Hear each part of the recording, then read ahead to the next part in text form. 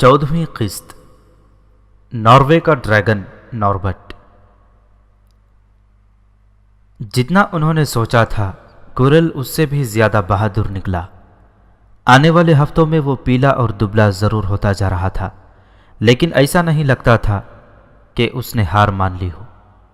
हर बार तीसरी मंजिल की राहदारी से गुजरते हुए हैरी, रॉन और हरमायनी दरवाजे पर कान लगाकर यह सुराग लगाते थे कि फ्लफी अब भी अंदर गुर्रा रहा था या नहीं। स्नेप अपनी बदमिजाजी के साथ भुन्नाता हुआ घूम रहा था, जिसका मुतफक्किर चेहरा देखकर यही मतलब उखस किया जा सकता था कि पारस पत्थर अब तक महफूज था।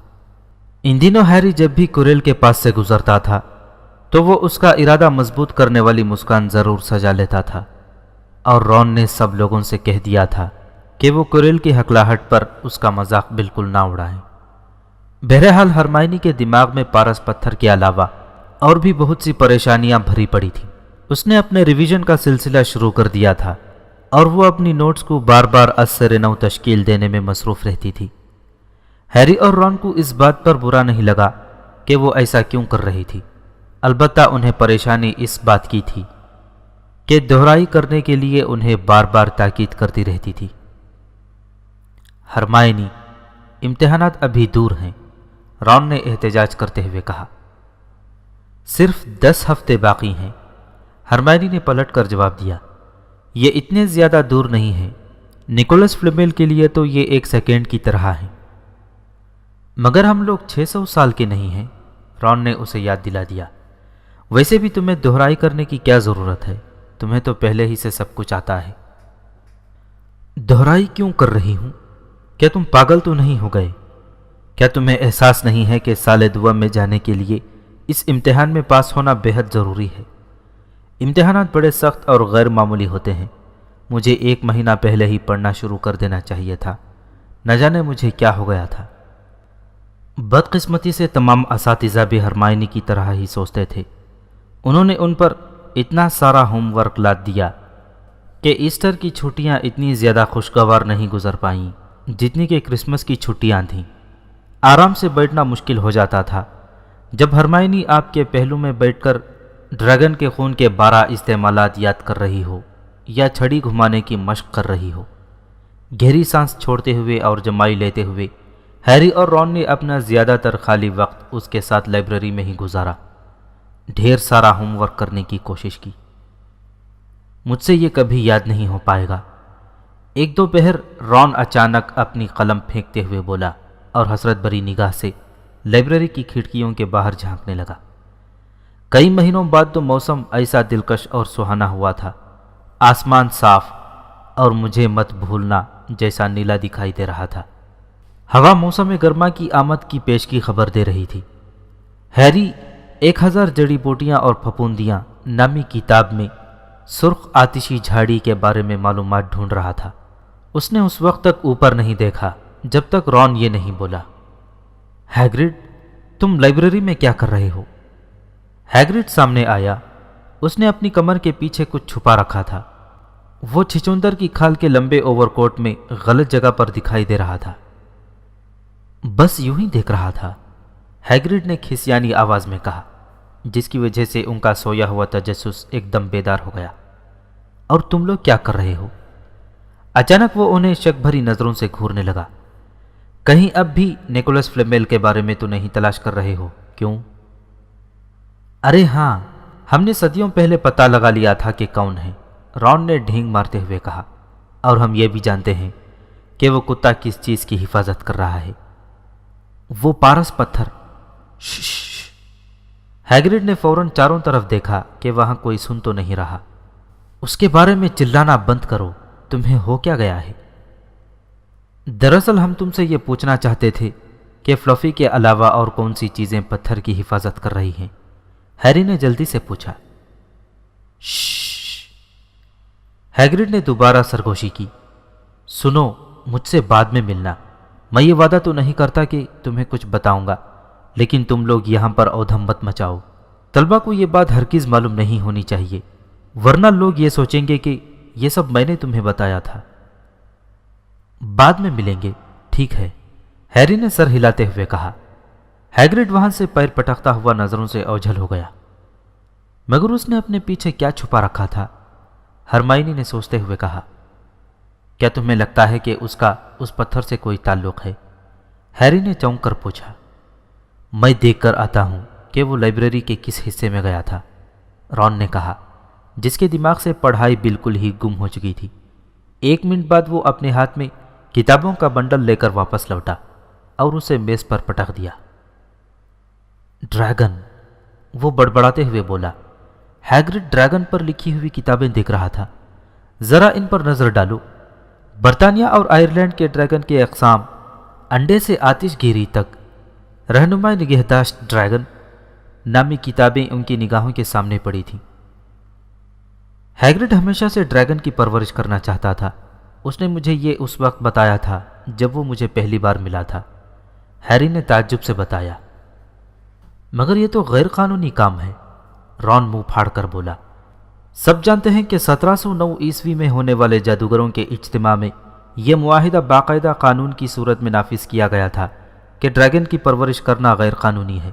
اگر ہم اپنے گھر کے پیچھے کے باغیچے میں ڈریگن رکھیں گے تو مغلوؤں سے خود کو اوجھل رکھنا بے حد دشوار ہو جائے گا۔ ویسے بھی آپ ڈریگن کو کبھی پالتو نہیں بنا سکتے، یہ خطرناک کام ہے۔ تمہیں دیکھنا چاہیے کہ چارلی رومانیہ میں ہے، وہاں جنگلی ڈریگن کے باعث کتنی جگہ پر آگ لگ چکی ہے۔ مگر برطانیہ میں تو جنگلی ڈریگن نہیں ہوتے، ہیری نے پوچھا۔ بالکل ہیں، رون نے کہا۔ ویلز کا مشتعل سبز اور سیاہ ہیبریڈین ڈریگن، اور میں تمہیں بتا دوں، دفتر جادوئی وزارت کو انہیں چھپانے کے لیے بہت زیادہ کام کرنا پڑتا ہے۔ ہمیں ان مغلوؤں پر جادو کرنا پڑتا ہے جنہوں نے ڈریگن دیکھا ہوا ہے، تاکہ وہ اسے بھول جائیں۔ تو پھر ہیگرڈ کیا کرنا چاہتا ہے؟ ہرمائنی نے کچھ دیر کی خاموشی کے بعد سوال کیا۔ جب انہوں نے 1 گھنٹے کے بعد ہیگرڈ کے جھونپڑے کا دروازہ کھٹکھٹایا تو انہیں یہ دیکھ کر تعجب ہوا کہ سبھی پردے بند تھے۔ ہیگرڈ نے عجیب سی آواز میں پوچھا، کون ہے؟ اس کے بعد اس نے انہیں اندر آنے دیا۔ ان کے اندر داخل ہونے کے فوراً بعد اس نے جلدی سے دروازہ بند کر دیا۔ اندر بے حد گرمی ہو رہی تھی، حالانکہ آج کافی سردی تھی۔ اس کے باوجود انگیٹھی میں آگ دہک رہی تھی۔ ہیگرڈ نے ان کے لیے چائے بنائی اور انہیں سینڈوچ دیے، جنہیں لینے سے انہوں نے منع کر دیا تھا۔ تو تم لوگ مجھ سے کیا پوچھنا چاہتے تھے؟ ہاں، ہیری نے کہا۔ گھما پھرا کر پوچھنے سے کوئی فائدہ نہیں تھا۔ ہم سوچ رہے ہیں کہ کیا تم ہمیں بتا سکتے ہو کہ فلافی کے علاوہ پارس پتھر کی حفاظت اور کون کر رہا ہے؟ ہیگرڈ نے ان کی طرف گھور کر دیکھا۔ بالکل نہیں، میں نہیں بتا سکتا، اس نے فیصلہ کن انداز میں کہا۔ پہلی بات تو یہ ہے کہ میں خود بھی نہیں جانتا۔ دوسری بات، تم لوگ پہلے ہی بہت کچھ جان چکے ہو، اس لیے اگر میں بتا بھی دینے کی حالت میں ہوتا تو تمہیں کچھ نہیں بتاتا۔ وہ پتھر یہاں پر ایک بہت ہی اہم وجہ سے لایا گیا ہے۔ اسے گرنگوٹ سے لگ بھگ چرا لیا گیا ہوتا۔ مجھے لگتا ہے تم نے پہلے ہی یہ اندازہ لگا لیا ہوگا۔ ویسے بھی میں نہیں سمجھ سکا کہ تمہیں فلافی کے بارے میں پتہ کیسے چل گیا۔ ہیگرڈ، رہنے بھی دو، تم ہمیں بتانا ہی نہیں چاہتے، ورنہ تم تو ہر بات جانتے ہو۔ یہاں جو بھی ہوتا ہے اس کی پوری خبر تمہیں ہوتی ہے، ہرمائنی نے خوشامدی لہجے میں چاپلوسی کرتے ہوئے کہا۔ ہیگرڈ کی داڑھی پھڑپھڑانے لگی اور وہ سمجھ گئے کہ وہ مسکرا رہا تھا۔ ہم تو صرف یہ سوچ رہے تھے کہ حفاظت کا کام کس کس نے کیا ہے، ہرمائنی نے بات بڑھائی۔ ہم سوچ رہے تھے کہ ڈمبلڈور نے مدد کے لیے تمہارے علاوہ اور کس کس پر بھروسہ کیا ہوگا۔ ان جملوں کو سن کر ہیگرڈ کا سینہ فخر سے تن گیا اور اس کا چہرہ سرخ ہو گیا۔ رون اور ہیری نے ہرمائنی کی طرف دیکھ کر مسکرا دیے۔ ٹھیک ہے، مجھے نہیں لگتا کہ تم لوگوں کو یہ بتانے میں کوئی نقصان ہو سکتا ہے۔ دیکھو، انہوں نے فلافی کو مجھ سے ادھار لیا، پھر کچھ اساتذہ نے جادو کیا، پروفیسر سپراؤٹ، پروفیسر فلٹوک، پروفیسر میگونگل۔ اس نے اپنی انگلیوں پر نام گنتے ہوئے کہا، پروفیسر کوریل، اور ظاہر ہے پروفیسر ڈمبلڈور نے خود بھی کچھ کیا ہے۔ مگر یہ کیا، ہم کسی کا نام بھول گئے۔ ارے ہاں، پروفیسر سنیپ۔ سنیپ؟ ہاں، تم کہیں اب بھی اسی غلط فہمی میں تو نہیں ہو؟ دیکھو، سنیپ پتھر کو چرانے کی کوشش میں قطعی نہیں ہے، انہوں نے تو اس کی حفاظت کرنے میں مدد کی ہے۔ ہیری جانتا تھا کہ رون اور ہرمائنی بھی وہی سوچ رہے ہوں گے جو اس وقت وہ سوچ رہا تھا۔ اگر پتھر کی حفاظت کے انتظام کرتے وقت سنیپ موجود تھا تو اسے یہ آسانی سے پتہ چل چکا ہوگا کہ باقی اساتذہ نے اس کی حفاظت میں کون کون سی جادوئی انتظام کیے ہوں گے۔ شاید وہ ہر چیز جانتا تھا سوائے کوریل کے جادوئی انتظام اور فلفی کو پار کرنے کے طریقے کو چھوڑ کر۔ تم اکلوتے انسان ہو جسے یہ معلوم ہے کہ فلفی کو عبور کرنے کا طریقہ کیا ہے، کیوں ہیگرڈ؟ ہیری نے فکر مندی سے پوچھا۔ اور تم یہ بات کسی کو نہیں بتاؤ گے، ہے نا؟ کسی استاد کو بھی نہیں۔ میرے اور ڈمبلڈور کے علاوہ یہ بات کسی کو بھی معلوم نہیں ہے، ہیگرڈ نے فخر سے بتایا۔ تب تو بہت اچھا ہے، ہیری دونوں کے سامنے بڑبڑایا۔ ہیگرڈ، کیا ہم کھڑکی کھول کر دیکھ سکتے ہیں؟ میں ابل رہا ہوں۔ معاف کرنا، نہیں کھول سکتے ہیری، ہیگرڈ نے جلدی سے کہا۔ ہیری نے دیکھا کہ ہیگرڈ آگ کے اندر جھانک رہا تھا۔ ہیری نے آگ میں جھانکنے کی کوشش کی۔ ہیگرڈ، وہ کیا چیز ہے؟ ہیری نے انگلی کے اشارے سے پوچھا، لیکن یہ حقیقت تھی کہ وہ پہلے سے جانتا تھا کہ وہ کیا چیز تھی۔ آگ کے بیچوں بیچ کیتلی کے بالکل نیچے ایک بڑا سیاہ رنگ کا انڈا موجود تھا۔ ہیگرڈ نے گھبراہٹ میں اپنی داڑھی سے کھیلتے ہوئے کہا، وہ تو تمہیں یہ کہاں سے ملا ہیگرڈ؟ رون نے کہا اور آگ کے پاس جاتے ہوئے انڈے کو غور سے دیکھا۔ یہ تو بہت مہنگا ہوگا۔ میں نے اسے ایک شرط میں جیتا ہے، ہیگرڈ بولا۔ کل رات میں گاؤں میں کچھ جام پینے کے لیے گیا تھا اور وہاں ایک آدمی کے ساتھ تاش کھیلنے لگا۔ مجھے لگتا ہے وہ اس سے چھٹکارا پا کر بہت خوش ہوا تھا، یہ مجھے یقین ہے۔ جب یہ انڈا پھٹے گا تو تم کیا کرو گے ہیگرڈ؟ ہرمائنی نے اشتیاق سے پوچھا۔ میں اس بارے میں کچھ کتابیں پڑھ رہا ہوں، ہیگرڈ نے کہا اور اپنے تکیے کے نیچے سے ایک بڑی کتاب نکالی۔ اسے میں لائبریری سے لایا ہوں، ڈریگن بانی ذاتی تسکین اور منافع کے لیے۔ یہ تھوڑی پرانی ہے لیکن اس میں سب کچھ موجود ہے۔ انڈے کو آگ میں رکھو کیونکہ اس کی ماں اس پر پھونک مارتی ہے، اور جب یہ انڈا پھوڑ کر باہر نکل آئے تو ہر آدھے گھنٹے بعد اسے ایک بالٹی برانڈی میں چوزے کا خون ملا کر پلاؤ، اور یہ دیکھو الگ الگ انڈوں کو کیسے پہچانا جائے۔ میرے پاس جو ہے وہ ناروے کا کانٹے دار ڈریگن ہے، یہ کامیاب اور قیمتی ہے۔ وہ اپنے آپ میں بہت خوش دکھائی دے رہا تھا لیکن ہرمائنی اتنی خوش نہیں تھی۔ ہیگرڈ، تم لکڑی کے گھر میں رہتے ہو، اس نے اسے یاد دلایا، لیکن ہیگرڈ اس کی بات نہیں سن رہا تھا۔ وہ تو آگ کو ہلاتے ہوئے خوشی سے گنگنا رہا تھا۔ اب ان کے پاس پریشان رہنے کے لیے ایک اور چیز بھی وجود میں آ چکی تھی۔ اگر کسی کو یہ معلوم ہو گیا کہ ہیگرڈ نے اپنی جھونپڑی میں ایک غیر قانونی ڈریگن چھپا رکھا ہے تو اس کا کیا ہوگا؟ کبھی میں سوچتا ہوں کہ اطمینان بخش زندگی کیسے ہوتی ہے، رون نے آہ بھرتے ہوئے کہا۔ ہر شام وہ اپنے اسکول کے کام میں دھینگا مستی کرتے تھے جو انہیں لگاتار دیا جا رہا تھا۔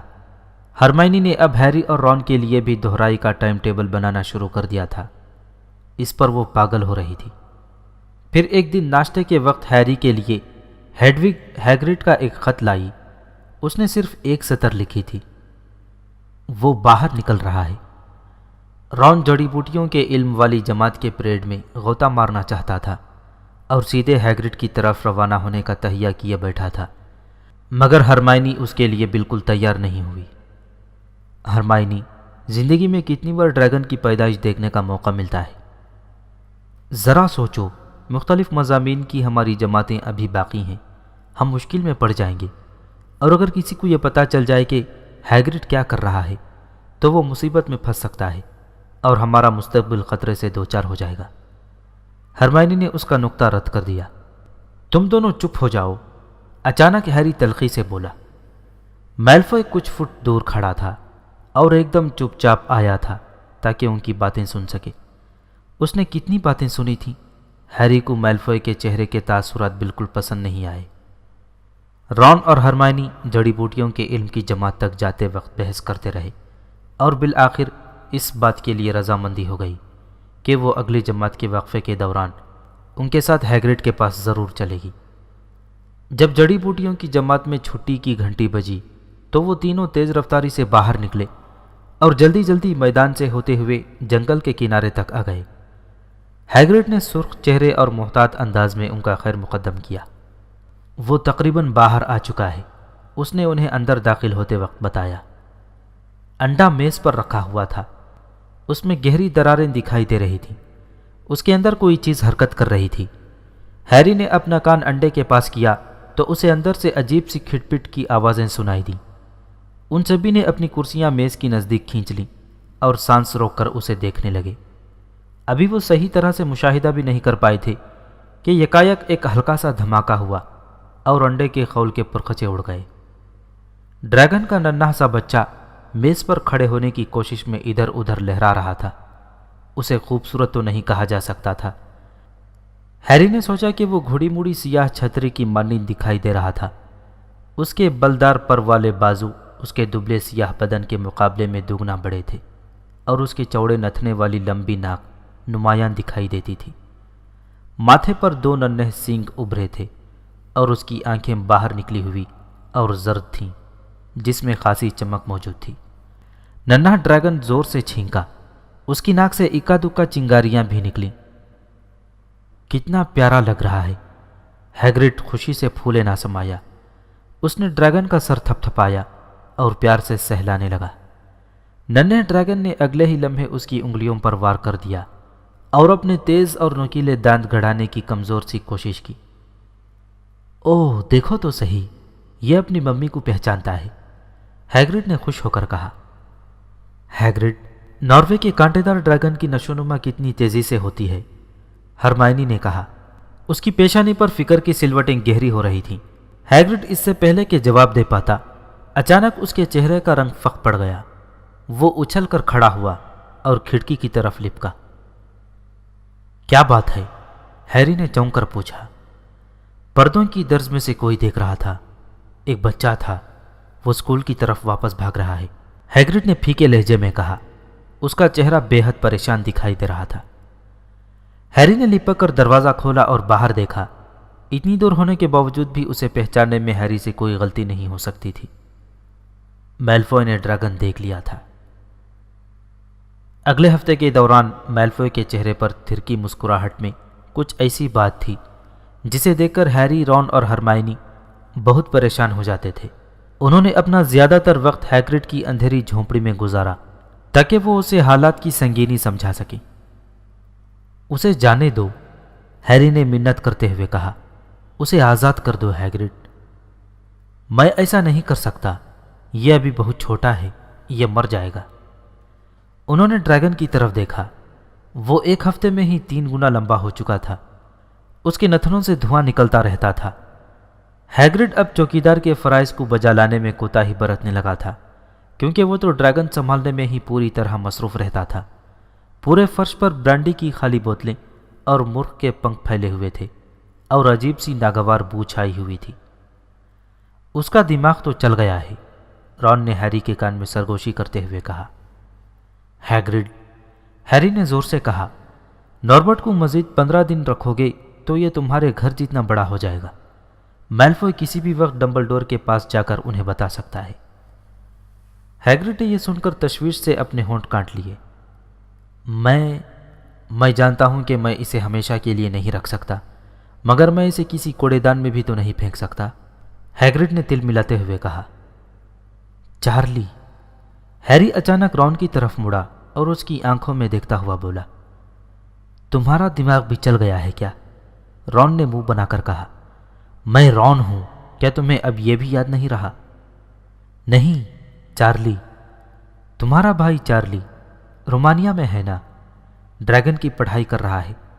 ہم ناربرٹ کو اس کے پاس بھیج سکتے ہیں، چارلی دیکھ بھال کر سکتا ہے اور پھر اسے جنگل میں واپس بھیج سکتا ہے۔ ہیری جوشیلے انداز میں بولتا چلا گیا۔ بہت خوب، اس بارے میں کیا خیال ہے ہیگرڈ؟ رون نے چہک کر کہا۔ اور آخرکار ہیگرڈ رضامند ہو گیا کہ وہ چارلی کے پاس الو روانہ کر کے اس بارے میں اس کی رائے معلوم کرے گا۔ اگلا ہفتہ بیت گیا۔ بدھ کی رات کو ہرمائنی اور ہیری ہال میں اکٹھے بیٹھے ہوئے تھے۔ باقی سبھی لوگ کافی پہلے بستروں پر جا چکے تھے۔ دیوار پر لگے گھڑیال نے جو ہی 12 بجائے ہی تھے کہ تصویر کا سوراخ کھلا اور ہوا کا ایک جھونکا اندر داخل ہوا۔ اگلے لمحے رون کمرے میں ظاہر ہوا۔ وہ ہیری کے غیبی چوغے میں ملبوس تھا۔ رون نے غیبی چوغا اتار کر ایک طرف ڈالا اور اس کے سامنے والی نشست پر بیٹھ گیا۔ وہ اکیلا ہیگرڈ کی جھونپڑی تک گیا تھا تاکہ ناربرٹ کو کھانا کھلانے میں ہیگرڈ کی مدد کر سکے، جو اب صندوق بھر بھر کر مرے ہوئے چوہے کھا رہا تھا۔ اس نے مجھے کاٹ لیا، رون نے کہا اور انہیں اپنا ہاتھ دکھایا جو خون سے لتھڑے رومال میں لپٹا ہوا تھا۔ اب میں 1 ہفتے تک قلم نہیں پکڑ پاؤں گا۔ میں تمہیں آگاہ کر دوں کہ ڈریگن وہ خطرناک جانور ہیں جو میں نے آج تک دیکھے ہیں، مگر جس طرح ہیگرڈ ان کے بارے میں جیسے باتیں کرتا ہے اسے سن کر ایسا لگتا ہے کہ جیسے وہ کوئی خرگوش کا ننھا منھا نازک سا بچہ ہو۔ جب اس نے مجھے کاٹا تو ہیگرڈ نے مجھے ڈانٹا کہ میں نے اسے ڈرا دیا تھا، اور جب میں وہاں سے آیا تو ہیگرڈ اسے لوری سنا رہا تھا۔ رون کی بات ابھی ختم نہیں ہو پائی کہ اسی لمحے کھڑکی پر دستک سی آواز سنائی دی۔ ہیڈوگ، ہیری نے جلدی سے کہا اور کھڑکی کھول کر اسے اندر بلا لیا۔ چارلی کا جواب لے کر آئی ہوگی۔ ہیڈوگ واقعی خط لے کر آئی تھی۔ ہیری نے خط لیا اور کھولا۔ وہ تینوں سر سے سر جوڑ کر خط کی تحریر پڑھنے میں منہمک ہو گئے۔ پیارے رون، تم کیسے ہو؟ خط لکھنے کے لیے شکریہ۔ مجھے ناروے کے کانٹے دار ڈریگن کو رکھنے میں بے حد خوشی ہوگی، مگر اسے یہاں تک لانا آسان کام نہیں ہے۔ میری رائے یہ ہے کہ سب سے اچھا یہ ہو کہ تم اسے میرے دوستوں کے ساتھ بھیج دو جو مجھ سے ملنے کے لیے اگلے ہفتے آ رہے ہیں۔ مشکل یہ ہے کہ انہیں غیر قانونی ڈریگن لے جاتے ہوئے کسی نے اگر دیکھ لیا تو پھر کیا ہوگا؟ کیا تم ہفتے کی رات میں نصف شب کے وقت ڈریگن کو سب سے اونچے مینار پر لے جا سکتے ہو؟ وہ لوگ تم سے وہیں مل سکتے ہیں اور اندھیرے میں ہی اسے لا سکتے ہیں۔ مجھے اس خط کا جواب جلد از جلد بھیجنا۔ محبت کے ساتھ، چارلی۔ انہوں نے خط پڑھ کر ایک دوسرے کی طرف دیکھا۔ ہمارے پاس غیبی چوغا ہے، ہیری نے کہا۔ یہ کام خاصا مشکل نہیں ہونا چاہیے۔ مجھے لگتا ہے کہ چوغا اتنا بڑا ہے کہ یہ ہم دونوں اور ناربرٹ کو بھی ڈھانپ لے گا۔ وہ دونوں اس بات سے متفق ہو گئے۔ اس سے آپ بخوبی سمجھ سکتے ہیں کہ ان کا گزشتہ ہفتہ کتنا اذیت ناک گزرا تھا، اور میلفوئی سے چھٹکارا پانے کے لیے وہ کچھ بھی کرنے کے لیے تیار تھے۔ ایک مصیبت اور کھڑی ہو گئی تھی۔ رون کے جس ہاتھ پر ڈریگن نے کاٹا تھا وہ اگلی صبح تک سوج کر دگنے حجم کا ہو گیا تھا۔ رون نہیں جانتا تھا کہ کیا میڈم پومفرے کے پاس جانا ٹھیک ہوگا، کیا وہ ڈریگن کے کاٹنے کے نشان کو پہچان جائے گی۔ بہرحال دوپہر تک اس کے پاس کوئی راستہ باقی نہیں بچا۔ گھاؤ کا رنگ گہرا سبز ہو چکا تھا۔ یہ صاف ظاہر تھا کہ ناربرٹ کے دانت زہریلے تھے۔ ہیری اور ہرمائنی دن کے اختتام پر بھاگتے ہوئے ہسپتال پہنچے، جہاں انہیں رون بستر میں ملا۔ اس کی حالت خاصی خراب تھی۔ صرف میرے ہاتھ کی ہی بات نہیں ہے، وہ نحیف آواز میں سرگوشی کرتے ہوئے بولا، حالانکہ ایسا محسوس ہوتا ہے جیسے یہ ٹوٹ کر گرنے ہی والا ہے۔ میلفا نے میڈم پومفرے سے یہ کہا کہ وہ مجھ سے ایک کتاب لینا چاہتا ہے تاکہ وہ اندر آ سکے اور مجھ پر اچھی طرح ہنس سکے۔ وہ مجھے دھمکاتا رہا کہ وہ میڈم پومفرے کو یہ بتا دے گا کہ مجھے سچ مچ کس نے کاٹا ہے۔ میں نے میڈم پومفرے کو کہا تھا کہ مجھے کتے نے کاٹا ہے، مگر جہاں تک میرا خیال ہے انہیں میری بات پر یقین نہیں ہوا ہوگا۔ مجھے اسے کوڈیچ کے میچ میں نہیں مارنا چاہیے تھا، اس لیے وہ یہ سب کر رہا ہے۔ ہیری اور ہرمائنی نے رون کو تسلی دینے کی کوشش کی۔ صرف ہفتے کی رات تک بات ہے، آدھی رات کو ناربرٹ ہمیشہ کے لیے چلا جائے گا اور ہم بالکل بے فکر ہو جائیں گے، ہرمائنی نے خوش ہوتے ہوئے کہا۔ ہرمائنی کی بات سن کر رون کو تسلی ملنے کے بجائے دہشت نے گھیر لیا۔ اس کا چہرہ فق پڑ گیا اور آنکھیں پھٹی پھٹی دکھائی دیں۔ ہفتے کی نصف شب، اس نے پھٹی آواز میں کہا۔ ارے نہیں، مجھے ابھی ابھی یاد آیا، چارلی کا خط اسی کتاب میں تھا جو میلفوئی بہانے سے لے گیا ہے۔ اسے یقیناً پتہ چل جائے گا کہ ہم ناربرٹ سے پیچھا چھڑانے کے لیے کیا کرنے والے ہیں۔ ہیری اور ہرمائنی کا دل دھک سے رہ گیا۔ اس سے پہلے کہ وہ کوئی بات کر پاتے، اسی لمحے میڈم پومفرے وہاں آ گئیں۔ انہوں نے ان دونوں کو یہ کہہ کر بھگا دیا کہ رون کو گہری نیند کی سخت ضرورت ہے۔ منصوبہ بدلنے کے لیے اب بہت دیر ہو چکی ہے، ہیری نے ہرمائنی کو بتایا۔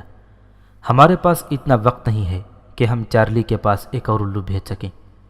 شاید یہ ناربرٹ سے پیچھا چھڑانے کا اکلوتا موقع ہوگا۔ ہمیں یہ خطرہ مول ہی لینا ہوگا، اور پھر ہمارے پاس غیبی چوغا بھی تو ہے۔ میلفوئے اس کے بارے میں کچھ نہیں جانتا۔ جب وہ ہیگرڈ کو باخبر کرنے کے لیے اس کے جھونپڑے پر پہنچے تو انہیں ہیگرڈ کا کتا فینگ دروازے کے باہر بندھا ہوا ملا۔ اس کی دم پر مرہم پٹی بندھی ہوئی تھی۔ ہیگرڈ نے اس سے بات کرنے کے لیے کھڑکی کھولی۔ میں تمہیں اندر نہیں بلا سکتا، وہ بری طرح ہانپتے ہوئے بولا۔ ناربرٹ اس وقت بے حد غصے میں ہے۔ ویسے ایسا کچھ نہیں ہے کہ ہم اسے سنبھال نہ سکیں۔ جب ہیری نے اسے چارلی کے خط کو کھونے اور میلفوئے کی دھمکی کے بارے میں بتایا تو اس کی آنکھوں میں آنسو اتر آئے۔ اس کی یہ وجہ بھی ہو سکتی تھی کہ اسی لمحے ناربرٹ نے ہیگرڈ کے پاؤں پر کاٹ لیا تھا۔ ٹھیک ہے، اس نے صرف میرے جوتے ہی پر کاٹا ہے، یوں ہی کھیل رہا ہے، آخر یہ بچہ ہی تو ہے، ہیگرڈ نے بے ربط انداز میں کہا۔ اسی لمحے ننھے ڈریگن نے اپنی دم گھما کر دیوار پر دے ماری، جس سے کھڑکیاں تک ہل کے رہ گئیں۔ ہیری اور ہرمائنی واپس قلعے کی طرف لوٹ آئے اور یہ سوچنے لگے کہ ہفتے کا دن جلدی کیوں نہیں آ جاتا۔ جب ناربرٹ کو الگ کرنے کا وقت آ پہنچا تو انہیں ہیگرڈ کی حالت پر بے حد تأسف ہونے لگا تھا۔ اگر وہ اس بات پر بے حد پریشان نہیں ہوتے کہ کتنا کچھ کرنا باقی تھا تو وہ یقیناً ہیگرڈ کو تسلی دینے کی کوشش کرتے۔ رات بے حد اندھیری اور بادلوں کے اوٹ میں چھپی ہوئی تھی۔ گہری تاریکی کے باعث انہیں ہیگرڈ کے جھونپڑے تک پہنچنے میں خاصی دشواری کا سامنا ہوا اور زیادہ وقت خرچ ہو گیا۔ اس کے علاوہ انہیں شرارتی بھوت پیف سے بھی واسطہ پڑا تھا، جو ان کے راستے میں بڑے ہال کے بیرونی دیوار کے ساتھ ٹینس کھیلنے میں مصروف تھا۔ وہ اس کے ہٹ جانے کے انتظار میں کافی دیر تک سیڑھیوں میں کھڑے رہے۔ ہیگرڈ نے ناربرٹ کو ایک بڑے صندوقچے میں ڈال کر بند کر دیا۔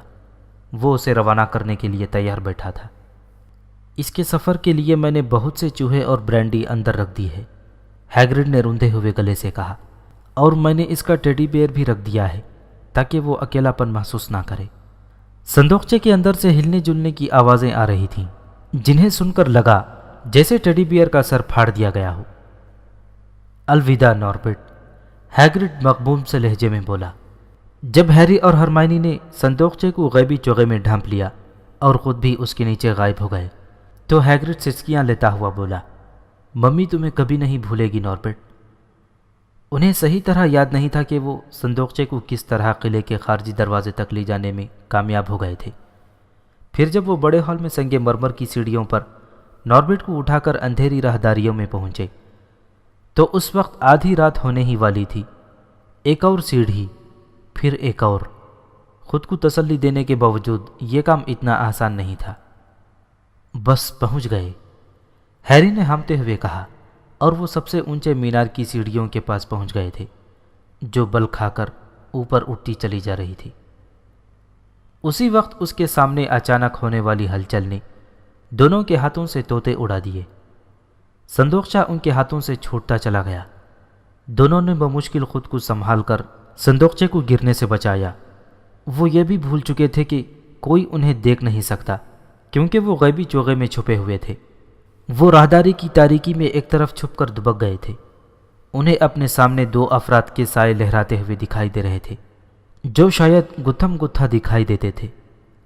وہ ان سایوں کو محض گھورتے رہے جو ان سے صرف 10 فٹ کے فاصلے پر موجود تھے۔ راہداری میں ایک لالٹین جل رہی تھی۔ وہ ان دونوں سایوں کو بخوبی پہچان سکتے تھے۔ ایک سایہ پروفیسر میکگونیگل کا تھا، جنہوں نے چوکڑی والا اونی گاؤن پہن رکھا تھا۔ ان کے بال جوڑے کے انداز سے جالی کے ساتھ بندھے ہوئے تھے۔ انہوں نے ایک ہاتھ سے دوسرے سائے کا کان پکڑ رکھا تھا جو ان کے مقابلے میں کافی چھوٹا تھا۔ وہ میلفوئے ہی تھا۔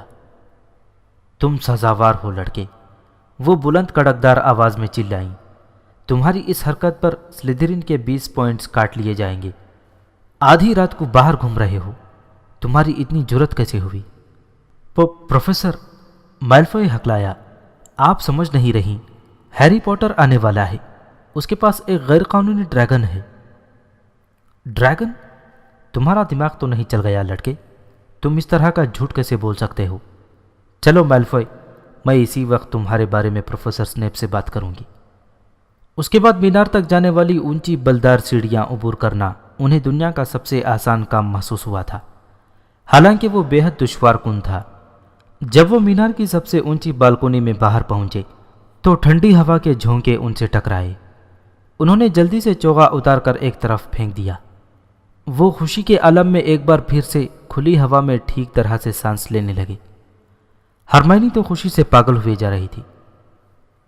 بالآخر مالفوئی کو سزا مل ہی گئی، میں اب گنگنانا چاہتی ہوں، ہرمائنی نے کہا۔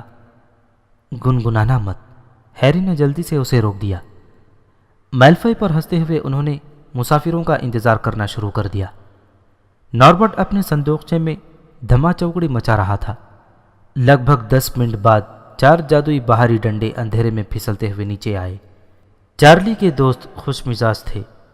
انہوں نے ہیری اور ہرمائنی کی طرف رسیوں سے بنا ہوا وہ جھولا اچھال دیا جو وہ اپنے ساتھ لائے تھے۔ ہیری اور ہرمائنی نے سرعت رفتاری سے ناربٹ کا صندوقچہ رسیوں کے جھولے میں ڈال کر اسے رسیوں سے مضبوطی کے ساتھ باندھ دیا۔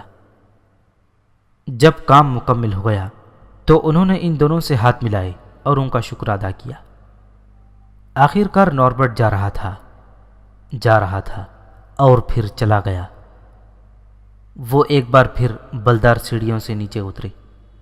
اب چونکہ ناربٹ کی پریشانی ان کے دماغ سے اتر چکی تھی تو ان کا دل و دماغ اس قدر ہلکا پھلکا ہو گیا جتنا کہ ان کے ہاتھ۔ اب کوئی ڈریگن نہیں تھا۔ مالفوئی کو سزا مل گئی تھی، ان کے اطمینان کو کون سی چیز کم کر سکتی تھی؟ اس کا جواب سیڑھیوں کے نیچے ان کا انتظار کر رہا تھا۔ جیسے ہی انہوں نے راہداری میں قدم رکھا، فلچ کا چہرہ اچانک اندھیرے سے باہر نکل کر ان کے سامنے آ گیا۔ اوہ ہو، ہم مصیبت میں پھنس گئے، ہے نا بچوں؟ وہ صفاقانہ لہجے میں بولا۔ اچانک ہیری کو یاد آیا کہ وہ اپنا غیبی چوغا تو اونچے مینار کی بالکونی میں ہی چھوڑ آئے تھے۔